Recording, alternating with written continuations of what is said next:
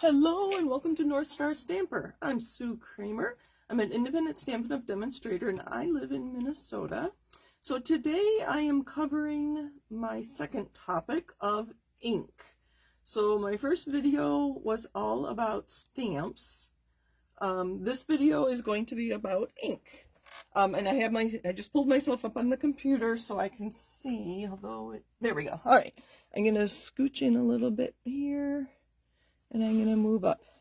All right, so this is where you can find me. I have my own personal website, northstarstamper.com. That's a good place to go if you don't know where else to find me. That's a good place to start. You can get to my store to shop. There's a link. You can contact me. You can sign up for my newsletter. I am posting at least weekly. I'm working towards posting on my blog twice. This is what people most often think of as a blog, is northstarstamper.com, but I do have links to Facebook, YouTube, Pinterest. I don't know if I've been linked to Instagram on there. All right, so inks. It's kind of hard to talk about just ink and not talk about paper. So if there are things I leave out in this video, rest assured they will be covered in my paper video. Because putting the three together, stamps, ink, and paper, is what it's all about, right? So ink, we have lots of colors of our dye-based ink. I think there's 50 there. So we have three groups of our classic colors, 4 groups of 10 colors. And then our in colors, let me get my pointer here. Our in colors are special colors that come and go. They stay in our lineup for 2 years. So these came out in May 2022 and they will be retiring in May 2024. These just came out in May 2023 and we'll have those for 2 years until May 2025. So when these retire, we'll get 5 new colors. It just keeps our color assortment fresh and in tune with what our designers are seeing out in the world. I mean, we try to keep on trend. I guess that's the way I'll put it. So whenever we learn what the color of the year is by Pantone, I think is the one who puts those out, it's always fun to see where that fits into our colors. So these are our basic colors. So let's just talk about those real quick. Let me set this aside. One of the things I like most about our colors, and I'm using photopolymer, so I'm going to put my pad under there. Let's turn that over. Then I just have a scrap here. Actually, this one is a much more dramatic demonstration. So I have Real Red, one of our very dark reds. Make sure you can see. And if you're new to stamping and just starting out, I suggest you get the dark colors like Real Red, Night of Navy, Shaded Spruce, or Mossy Meadow, those dark colors, because you can always stamp a second or third or fourth, should we keep going, or 5th time without re-inking. And you almost get a pink, and this was all started with Real Red. So you can also squish your ink pads. This is an older one, but you can do it with newer ones too. I have another one to show you. So I put some ink from my pad into this well, and now I can use that to color with. And if you add a lot of water, you get a very faint shade of red. This is our current style pad. I'm pushing so hard that I think I'm going to break it. I have not heard of anybody breaking an ink pad, so I'm pushing with my palms right here in the middle. And then you get ink on the lid that you can do different techniques with. Hopefully you've seen some of those techniques in all my videos. I've been doing weekly videos for more than 4 years. So see what I have on my YouTube channel and what you might want to learn, or what you may have missed, or share with me what you want to know. Okay, so that's classic ink, lots of colors. At the end, I think I will refill one of them for you. Oh, wait, down here. So again, this is our 2023-2024 annual catalog. Sorry, that first one was pages 122 and 123. The rest of the inks I'm going to talk about are here on page 137. We'll just go down the line. We're going to start with StazOn. We do have it in black and brown, jet black and saddle brown. And if you read the description, that's probably the best place we can go to learn about these. They say to use with water-based inks like our classic Stampin' Write markers, acid-free and it's permanent, adheres to non-porous surfaces like window sheets. We are going to test that today. I haven't tested this, so I'm a little nervous. I have an acetate sheet from one of my photopolymers stamps, and I have a leaf from the Season of Chic. I have this open one because I tried to think, what might I want to put this on. Let's see here. I'm getting ink everywhere. All right, so I'm going to stamp on here, and I'm going to be very gentle not to squish it, not to move it. Let's do it like, oh, see, that one moved. Oh, you can't tell real bad. You see, this is not a real dark brown. I kind of wished it were darker. That one I kind of smeared too.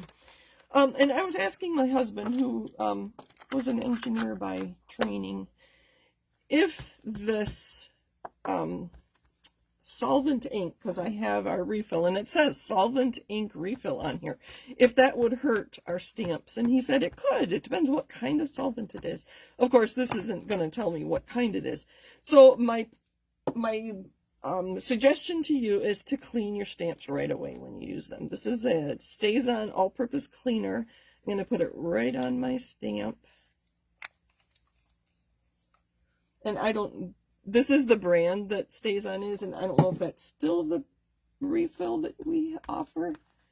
And I'm going to clean it. It says to use in a well-ventilated area. I don't know that this is, but we're going to let this sit for just another minute before I touch it. Oh, it's dry. See, oh, it's mostly dry. I just got some on my finger. But it is going to dry on my acetate sheet. Regular ink would not do that. I'm almost positive. It might stain it. The red might stain it. Let's try this. We're going to do this up in this corner. We're going to let this sit, and we'll come back to it at the end of my video. I'm almost positive that's not going to work. All right, so that StazOn. Window sheets, you could stamp on other surfaces like wood and whatever. Actually, on the back, does it say? Just says quick drying solvent ink. Do not inhale or ingest. All right. I just got the brown. That is a newer color. Memento ink. We don't offer another black ink. Our black ink is this Memento pad. And I have that here. So I was doing some testing with different inks. So this is a flower from that Season of Chic too. So I stamped in our classic ink. I stamped in StazOn. Looks like that needs to be re-inked. And I stamped in Memento. And then I put watercolor pencil on there. And this part, these top two petals, I used a blender pen, one of these, and there's a what do you call it? A liquid in there. I don't know if they tell us what it is. I don't know, blending liquid of some sort. And so that's what I used on the top portion here. And I just used a water painter with water in it, one of these, to on the bottom petal here. And when I use watercolors, it really looks like I'm melting the watercolor pencil to get the look. And just depends what look you're going for, and what you want for your project. They say to use the StazOn with watercolors, and maybe because it wasn't inked, it didn't blend. I expected this to blend, to bleed more, the black, but I was surprised it didn't when I added the water to it. So that is StazOn, or Memento. Memento is also what we use with blends, with our alcohol markers. And this was the brochure that came out when blends were new. And I just remember this picture. Maybe you're a visual person and this will help you remember too. And that it was also in, these were the blends we started with, and they had other supplies. They listed our Tuxedo Black Memento ink. So I remember this brochure when I have to remember which ink to use with my blends. And I have some of them handy, 2 of them handy. So this is what you use with alcohol markers, and they say to use these when you're watercoloring or using watercolor pencils. So if you're not, I guess my whole point is, if you're not getting the results you want or expect, it could be your inks that are causing issues for you. All right, blends. We also have a craft ink, and I forgot to grab mine, mostly because I can't find my refill, so I need to buy another one. Well, we'll come back to Versamark. Where's it here? What was I saying? Craft ink will give you white on there, but it will either take a very long time to dry, or you'll need to use your heat tool to set it, or it can also be used to heat emboss, and that's what I'm going to demonstrate next. We're going to take the back of our, no, that's what my colored paper was for. All right, I have a piece of fresh freesia. And what stamp am I going to use? Since I've been touching and handling this piece of cardstock, oils from my fingers could have gotten on there. So this embossing buddy takes off some of that, or I don't know if it actually takes it off. There's just powder in here. So we're going to use our Versamark. It's not a new pad. Sorry, it doesn't look so pretty. So I actually am going to try something here. I haven't tested this, but we'll see how it goes. I also have fresh freesia ink. So we're going to do Versamark. And I'm going to clean that off. Actually, we'll just go in here and make sure it's dry. And then I'm going to use fresh freesia ink. So you can see how similar those look. So they say that one other use besides heat embossing for your Versamark is getting a tone-on-tone look. And that's what they're referring to here. It was just a clear ink I put on the cardstock. This is the same color ink as the cardstock. So it's similar. You get the idea, but not the same. Not exactly the same. So that was kind of interesting to me too. If you don't have a color ink and you want the tone-on-tone, Versamark is a good option, because if I don't have the, if I didn't have the fresh freesia, this is what I would get, which I think is perfectly fine. Now I want to test this. What we normally use Versamark for is heat embossing. Oh, and I have some here. So it's been a good minute or so since I stamped those. And this is how I store my embossing powders. I can just put it right on top and tap off the excess. You can see that there is a tiny bit of embossing powder on my classic ink pad, but it is really sticking to my Versamark stamp, which is exactly what it's supposed to do. It's going to stay wet long enough that you could stamp a whole sheet and then go back and add your powder. So then next I would use my heat tool to melt the powder, and then I would have a raised, embossed, in this case gold, flower. I'm not going to do that now. If you want me to cover heat embossing, let me know in the comments, and I will do a whole video on heat embossing. I use it here and there on my weekly videos. The clouds on this one, I used a Versamark on my Azure Afternoon to get the tone-on-tone. I just, as an example, so you can see my cute new stamp there. All right, moving along. I have 2 more things I want to show you. I was going to refill my fresh freesia pad. I almost always buy refills when I get new pads. especially these lighter colors. The lighter inks are gonna, you'll notice they need to be inked more quickly than you would notice on a darker color. Darker colors, unless you're really expecting it to be, you know, dark, you may not realize it needs to be reinked. So I guess my point is, just buy the re-inker, and then when you need to refill one, refill them all. I'll do that sometimes. I'll just sit and re-ink like 10 of my pads at one time. So that's how I re-ink. Some people would take their bone folder, get this, and even that out, and then it would be ready to go. I'm just going to clean that up real quick. So that's how I re-ink. Last thing I want to show you is the difference between blends and our Stampin' Write markers. Blends are alcohol-based.